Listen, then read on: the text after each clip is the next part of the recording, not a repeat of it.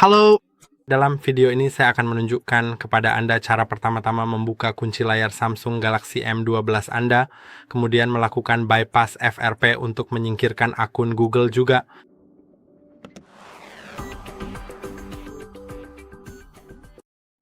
Jika Anda lupa kode kunci layar dan juga akun Google Anda, kemungkinan besar Anda tidak dapat menggunakan ponsel Anda. Jadi, kita akan menonaktifkan kunci layar dan juga menonaktifkan akun Google Anda agar kita dapat mengatur ponsel. Karena jika ponsel Anda di-reset tanpa mengetahui kunci layar, ponsel tetap akan terkunci dan Anda tidak akan bisa mengaturnya. Tapi dengan video ini, semuanya seharusnya bisa dilakukan.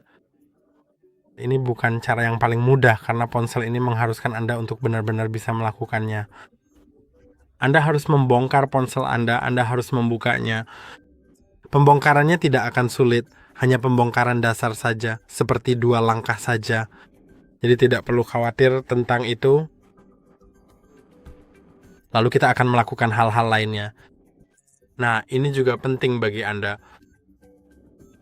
Jika Anda mempersilahkan perangkat lunak berbayar untuk ini. Saya pikir perangkat lunak itu harga akan diberitahu nanti di video ini. Saya tidak ingat harganya. Nanti akan kutunjukkan padamu. Baiklah, mari kita mulai. Jadi, pertama-tama kita perlu mereset ponsel untuk menghilangkan kunci layar. Dan nanti kita akan membahas semua hal tentang cara melewati FRP. Jadi, untuk membuka kunci ponsel Anda, untuk menghilangkan kunci layar, Anda perlu melakukan reset pabrik. Dan untuk itu Anda membutuhkan kabel. Oke, jadi saya sudah mendapatkan kabelnya. Sekarang Anda perlu menghubungkannya ke komputer Anda. Belum. Kepada Anda. Atau Anda bisa, ya cukup colokan saja ke komputer dan ponsel Anda. Untuk saat ini Anda tidak perlu melakukan apapun di komputer, tetapi nanti akan dibutuhkan. Jadi Anda bisa melihat ponsel saya saat ini menyala, dan Anda bisa melihat apakah saya ingin mematikannya dengan menekan dan menahan tombol daya, lalu mengetuk matikan daya. Saya tidak bisa melakukan itu karena saya harus memasukkan PIN, kata sandi, atau pola. Nah, itu membuat semuanya menjadi sedikit lebih sulit. Anda perlu menekan kombinasi tombol, yaitu tombol daya dan volume turun, hingga layar mati setelah sekitar 7 detik. Dan setelah itu terjadi, Anda harus dengan cepat memindahkan jari Anda dari volume turun ke volume naik, sampai Anda masuk ke mode pemulihan. Ingat, kabel harus terpasang, jika tidak maka tidak akan masuk ke mode pemulihan. Jadi mari kita lakukan sekarang. Tekan tombol daya dan volume turun selama sekitar 7 detik hingga layar mati dengan sendirinya. Dan ketika itu terjadi, pindahkan jari Anda dari volume turun ke volume naik. Sekarang, mari kita tunggu sebentar. Kita bisa melepas tombol daya saat logo Samsung muncul dan tetap menahan hanya tombol volume naik. Sekarang Anda sudah berada di Android Recovery.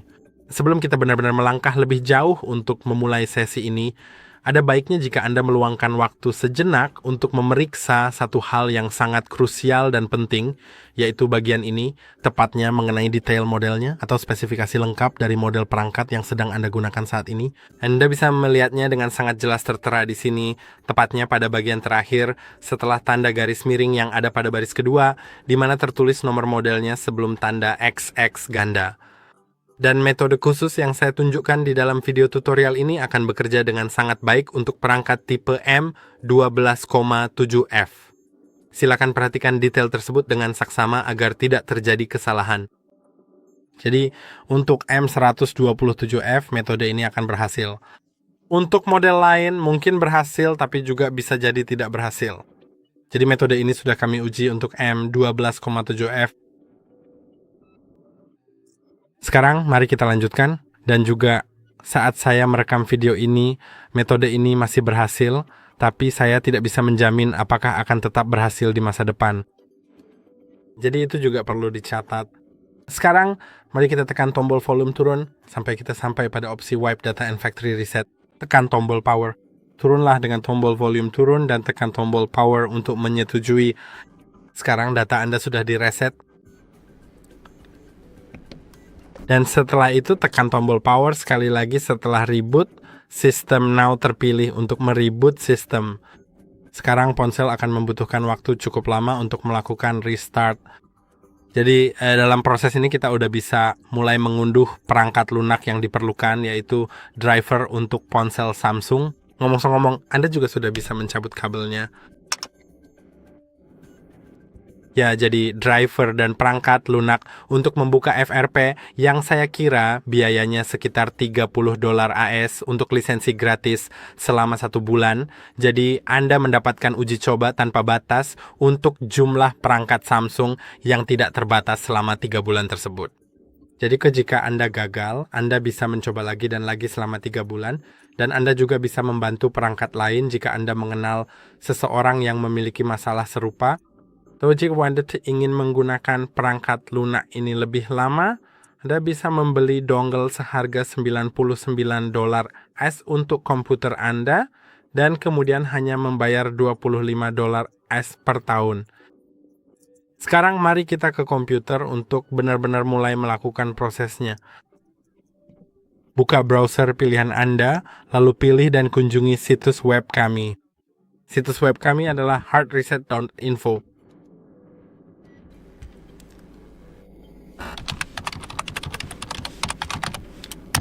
Setelah itu Anda bisa pergi ke bagian unduhan.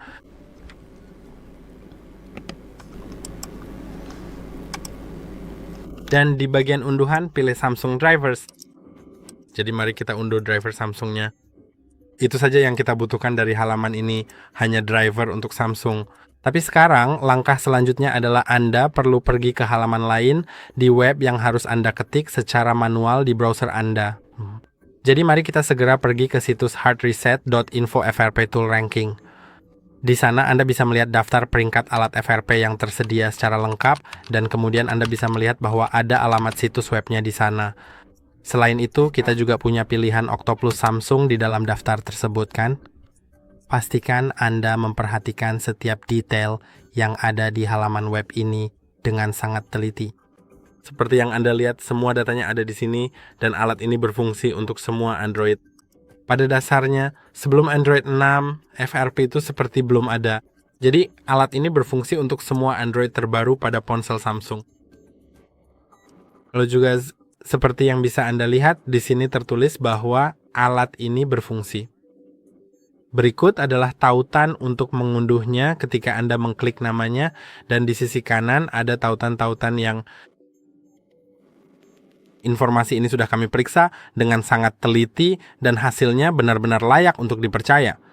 Jadi, jika saya melakukan klik pada bagian di sini, Anda akan segera diarahkan untuk pergi ke situs gsmserver.com guna membeli sebuah lisensi digital Octoplus yang berlaku selama 3 bulan penuh.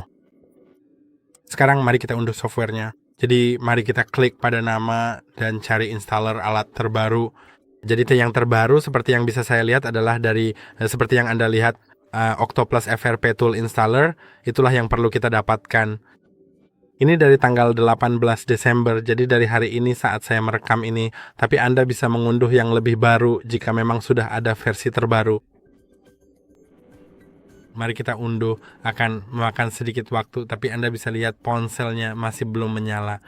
Oke, saya lupa menunjukkan seluruh situs webnya karena saya lupa menampilkannya di sisi layar. Jadi di sini adalah bagian unduhannya kan. Saya telah memilih versi ini. Dan ya, semuanya ada di situs web kami seperti yang bisa Anda lihat. Dan ini adalah situs web GSM Server di mana Anda bisa membelinya seharga $29 Amerika Serikat. Jadi beginilah tampilannya. Anda bisa lihat sekarang semua sudah terunduh. Jadi mari kita pergi ke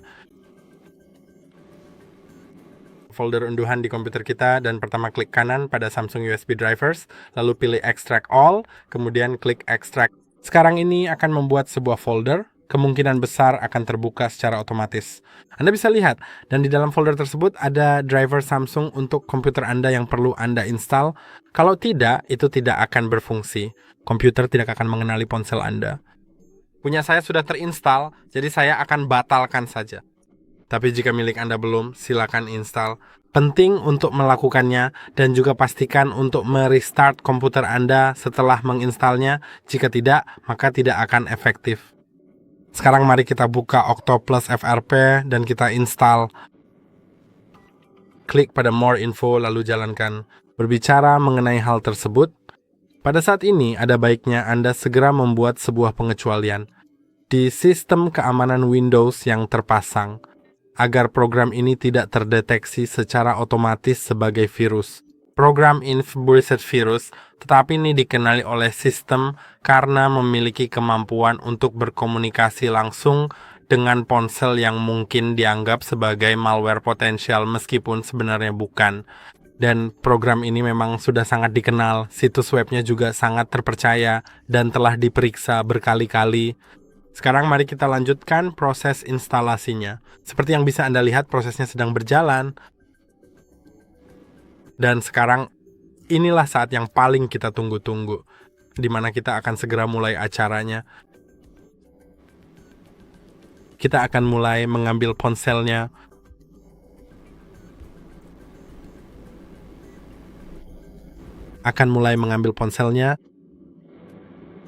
Dan membongkarnya. Jadi sangat penting untuk membongkarnya. Kalau tidak, Anda tidak bisa melakukan apa-apa. Oke, Anda bisa lihat tadi muncul sesuatu tentang keamanan Windows dan notifikasi. Anda bisa membukanya dengan membuka Windows Security, kan? Saat Anda mengetik security, nanti akan ketemu. Saya akan menutup pembahasan itu sejenak, dan mari kita beralih ke perlindungan terhadap virus dan ancaman. Benar. Apakah itu yang memungkinkan ancaman Smile? Kelola pengaturan, lalu buka pengecualian, tambah atau hapus pengecualian, dan klik tambah pengecualian.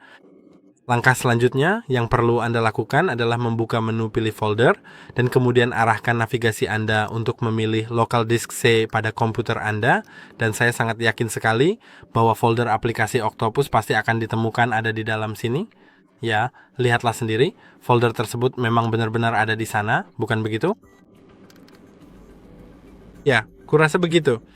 Jadi mari kita buka folder program files x86, lalu pilih folder Octopus. Mari kita pilih seluruh folder saja. Klik pilih folder. Sekarang sudah terpilih. Dengan demikian, perangkat tersebut akan dikecualikan dari perlindungan ancaman, sehingga dapat berfungsi dengan baik dan berkomunikasi dengan ponsel kita. Sekarang mereka telah mengubah ikonnya, saya rasa seperti ikon Octoplus, atau mungkin saya salah mengunduh. Perangkat lunak yang salah, karena memang begitu. Dia, ini aneh.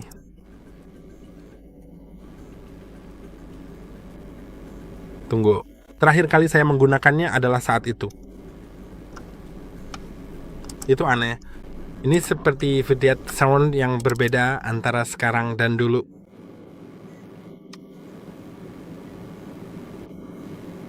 Tapi mari kita lihat. Aku akan membatalkannya. Saya akan mencolokkan dongle saya karena saya punya dongle khusus yang kompatibel. Hanya dengan menggunakan perangkat komputer. Jadi saya tidak perlu memasukkan detail saya. Jadi, mari kita colokkan, mari kita buka alatnya, dan kita akan lihat apakah itu yang benar karena kelihatannya salah.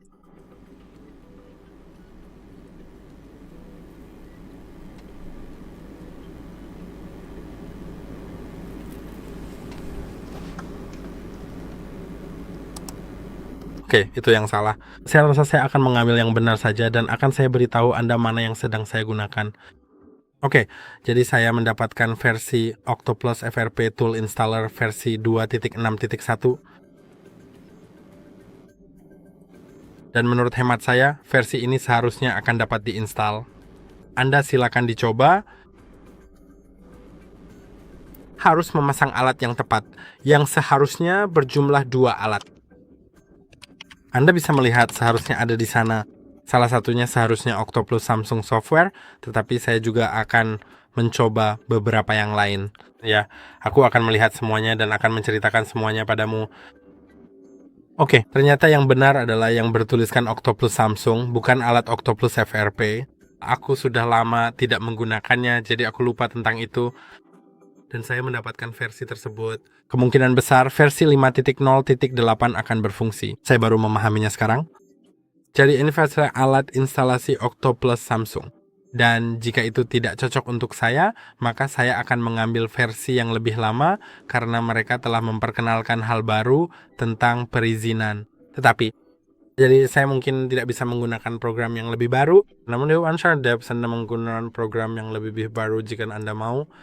Mari kita selesaikan, mari kita lihat apakah saya bisa membukanya atau sebaiknya saya mendapatkan versi yang lebih lama. Tapi saya rasa saya seharusnya bisa melakukannya karena saya baru saja menggunakan versi 5.0.5 dan itu berhasil. Dan ya, itu memang berhasil. Saya langsung masuk secara otomatis karena dongle-nya sudah terpasang.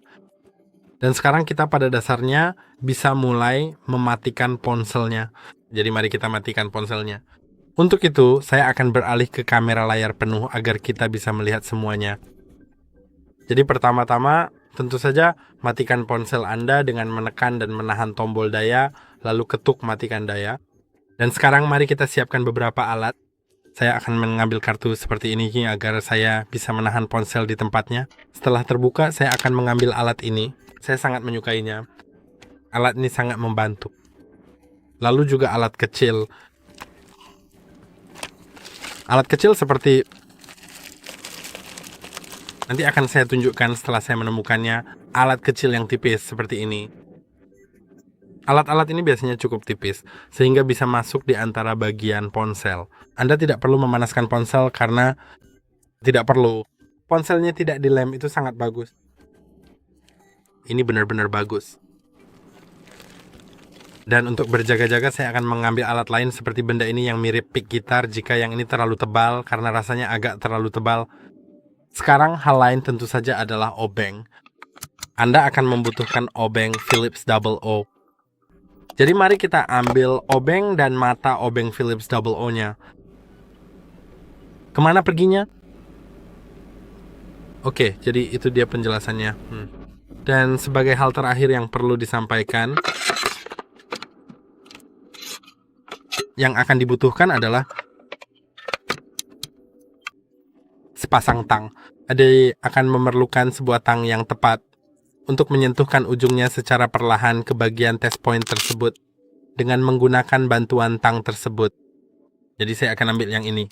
Tapi ada kemungkinan saya harus menggantinya nanti jika yang ini tidak cukup bagus. Sekarang mari kita buka ponselnya. Untuk melakukan itu, gunakan alat yang tipis. Dan pertama-tama, sebelum itu, keluarkan baki SIM. Jadi saya akan mengeluarkannya. Begitu saja.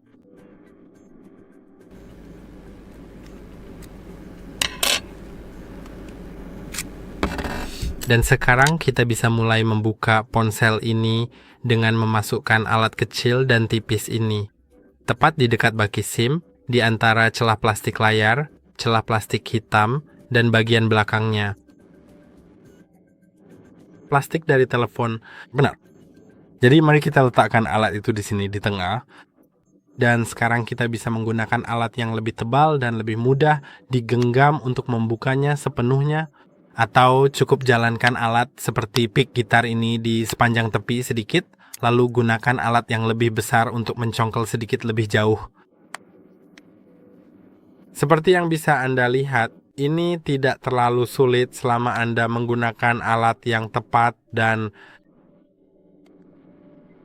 cukup sabar. Sekarang mari kita jalankan alat ini di sekitar sudut di sini. Bagian sudut memang sulit. Bersiaplah karena bagian sudut akan sedikit lebih rumit dari yang Anda kira. Seperti yang Anda lihat memang agak rumit di sini, tapi begitu terdengar bunyi klik, begitu Anda berhasil melewati sudutnya, Anda bisa lanjut ke sudut berikutnya. Penting untuk melakukan bagian sisi dengan tombol di bagian akhir karena ada selotip di sini, sebab tombolnya juga berfungsi sebagai sensor sidik jari. Dan ya, penting untuk melakukannya di bagian akhir. Maksud saya pada akhirnya akan ada bagian atasnya, tapi kita akan membahasnya sebentar lagi. Sebaiknya dilakukan dengan urutan yang sama persis seperti yang saya lakukan sebelumnya.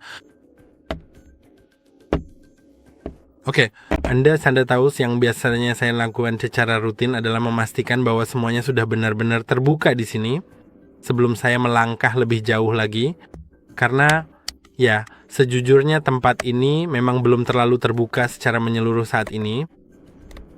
Sekarang akan jauh lebih mudah untuk mendapatkannya di sini. Hampir berhasil. Hampir.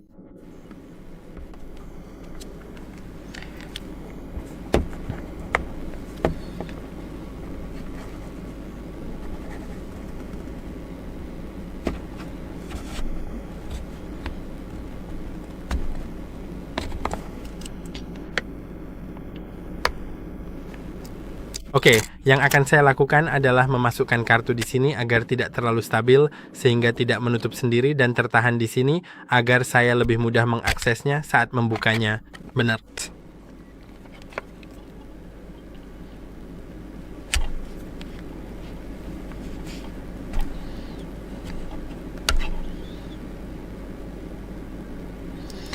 Oke. Saya akan coba menggunakan kartu saja. Kau tahu, terkadang aku melakukannya.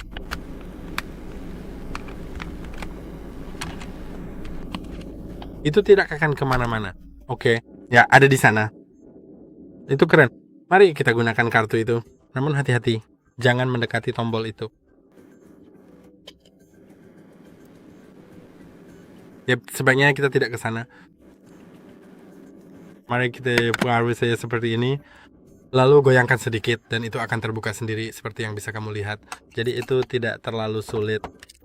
Terlihat sulit, terasa sulit, tapi tidak. Sebenarnya tidak. Sebenarnya ini cukup mudah.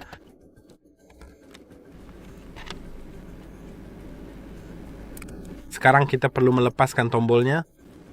Jadi untuk itu kamu bisa menggunakan jari saja untuk mengeluarkan benda plastik ini seperti yang bisa kamu lihat sekarang. Lalu dengan sangat lembut cungkil konektor tombolnya keluar dari situ. Lepaskan itu. Sekarang mari kita gunakan obengnya. Jadi kita sebenarnya bisa membuka bagian atas plastik ini dengan cara memutar. Dan dengan cara itulah kita akan sampai ke titik pengujian yang penting untuk bypass FRP. Jadi akan ada 6 skrup di sini. Mari kita keluarkan semuanya. Pastikan Anda tidak kehilangan barang-barang tersebut.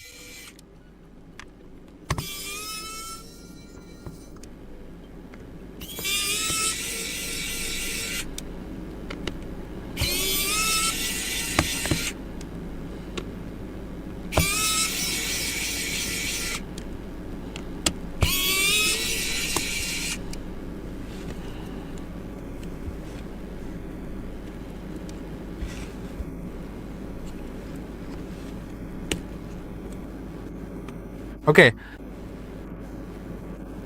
Saya perlu memastikan bahwa saya tidak akan kehilangan skrup-skrup ini. Dan sekarang kita sudah sampai di sini. Mari kita ambil tang dan mulai menghubungkannya ke komputer. Menghubungkan ponsel ke komputer. Sebelum kita lakukan itu, mari kita buka device manager di komputer kita. Saya sudah mengganti keyboard saya. Saya akan tunjukkan komputernya sebentar lagi. Tapi pertama-tama saya akan jelaskan di mana letak test point-nya agar Anda bisa melihatnya. Saya akan coba memperbesar sedekat mungkin.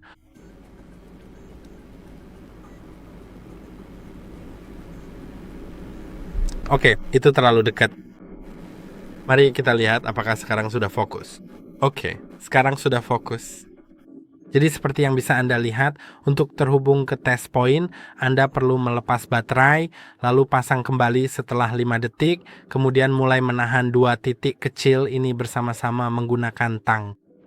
Dan sambil melakukan itu, colokkan kabel USB-C yang sudah terhubung ke komputer Anda. Jadi test point-nya seperti yang bisa Anda lihat ada di sini, dan Anda perlu menyatukan 2 titik kecil ini. Saya akan melepas baterainya dulu untuk sekarang karena saya akan melakukannya sebentar lagi.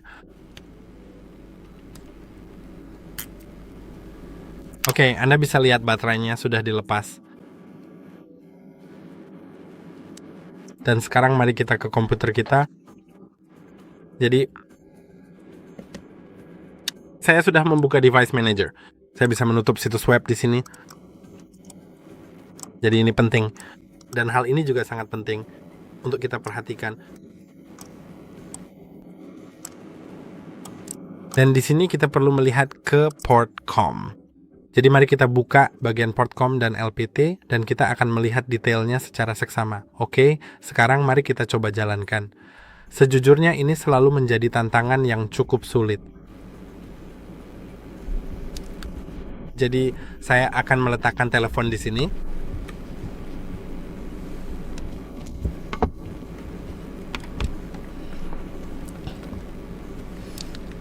Coba perbesar tampilannya sedikit lagi. Dan ya, yang biasanya saya lakukan adalah mencolokkan baterai. Sebelum kita melakukan itu, mari kita pilih model kita, Jadi formatnya akan menjadi SMM. Mungkin saya akan mengetiknya saja. 127F, itulah yang saya miliki. Jika Anda memiliki yang berbeda, cukup ketikkan saja. Tapi seperti yang saya katakan, saya tidak yakin apakah itu akan berfungsi dengan baik. Mari kita pilih reset FRP EUB, metode EUB, klik lanjutkan. Dan sekarang MQRK itu akan mencoba mengkaubiti ponsel kita agar dapat mencari perangkat. Mari kita mulai dengan menghubungkan ponsel, pasang baterai, lalu masukkan kabel USB-C sedikit, tapi jangan sampai masuk sepenuhnya. Lalu, sambil menyatukan kedua titik ini, colokkan kabel USB-C. Oke, seperti yang Anda lihat, itu sudah terdeteksi. Jadi kita bisa melepaskan test point-nya. Sekarang sedang menunggu perangkat, sedang menghubungkan. Semua proses sedang berjalan. Sekarang tertulis silakan pasang baterai dan sambungkan kembali perangkat. Jadi mari kita coba lakukan itu. Mari kita lepaskan baterai, lalu lepaskan perangkatnya. Kita akan lihat apakah perangkat akan terhubung kembali secara otomatis atau kita perlu menggunakan test point lagi. Jangan khawatir jika Anda belum berhasil pada percobaan pertama. Dulu saya akan melakukannya sekitar 20 kali atau lebih. Dan sekarang saya sedikit lebih berpengalaman. Mari kita lihat apakah tanpa titik uji kita bisa menghubungkannya. Tidak. Jadi mari kita lakukan dengan titik uji, lepaskan baterai. Silakan tunggu selama 5 detik, hubungkan perangkat ini kembali, lalu mari kita mulai melakukan proses pengujian.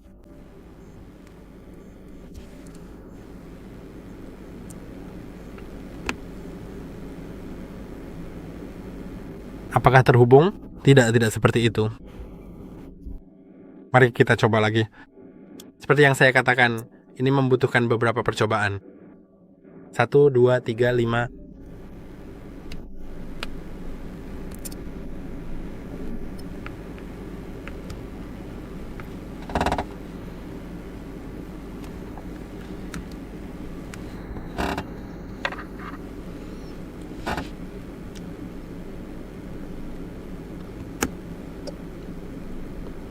Saya rasa saya sudah melakukannya dengan benar, tetapi sistemnya tidak mendeteksi, tidak mengenali. Itu aneh.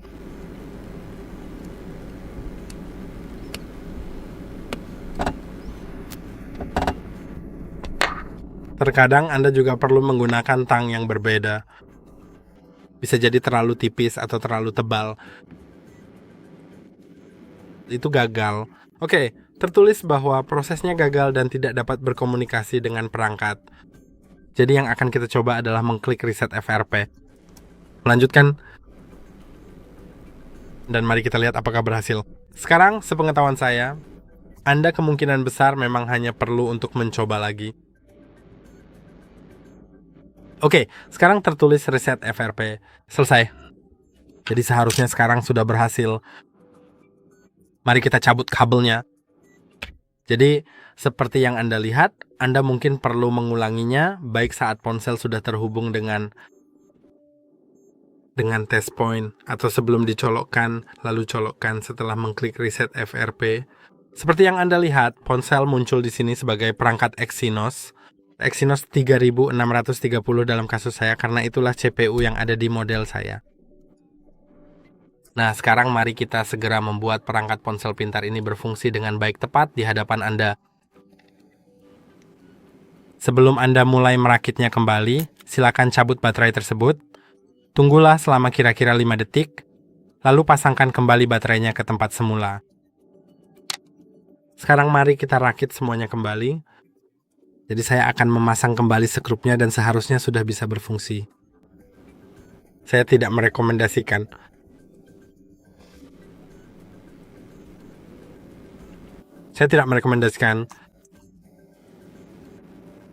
Menyalakan telepon dengan cara membuka sekrupnya. Tapi menurutku itu sepenuhnya pilihanmu. Oke. Ya, seharusnya nggak apa-apa. Kukira. Mari kita coba memasangnya kembali.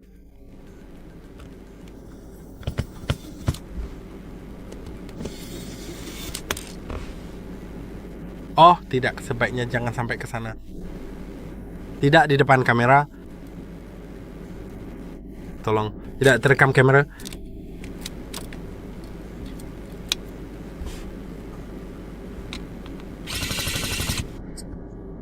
Sekarang saya akan membukanya karena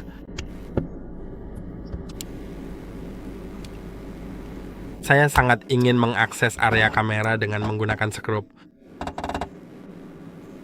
Itu dia. Semua skrupnya saya lepas, jujur saja.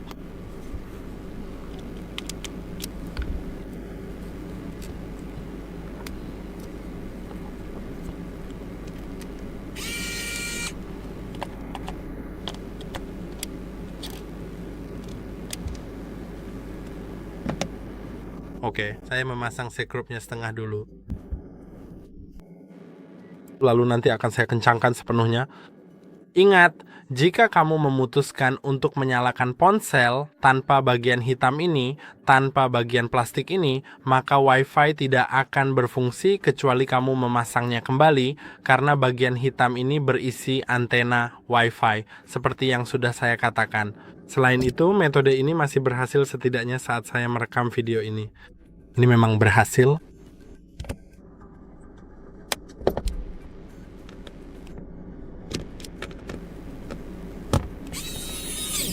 Oke, sekarang mari kita kencangkan semuanya sampai penuh.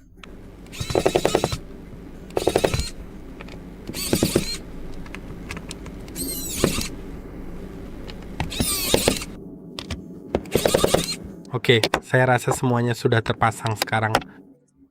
Saya tidak akan memasang pelat belakang sepenuhnya. Saya hanya akan menghubungkannya di sini supaya saya bisa menyalakan ponselnya. Tapi saya tetap menyarankan untuk memasangnya, meskipun memang tidak mudah untuk melepasnya kembali. Jadi itu terserah kamu. Saya akan memasang bagian plastik kecil ini di sini. Ingat bahwa tombol power terletak di casingnya. Namun tombol volume, jika Anda membutuhkannya, tanpa perlu memasang penutup belakang, sebenarnya terletak di ponsel itu sendiri. Jadi mari kita tekan dan tahan tombol daya. Sekarang Anda dapat melihat ponsel sedang dinyalakan. Jadi kita telah melakukannya dengan benar.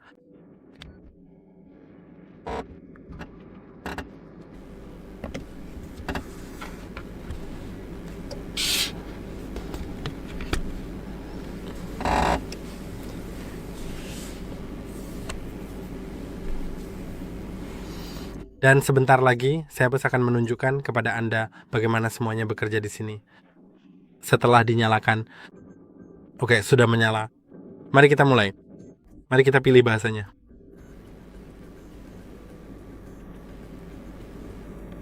Oke.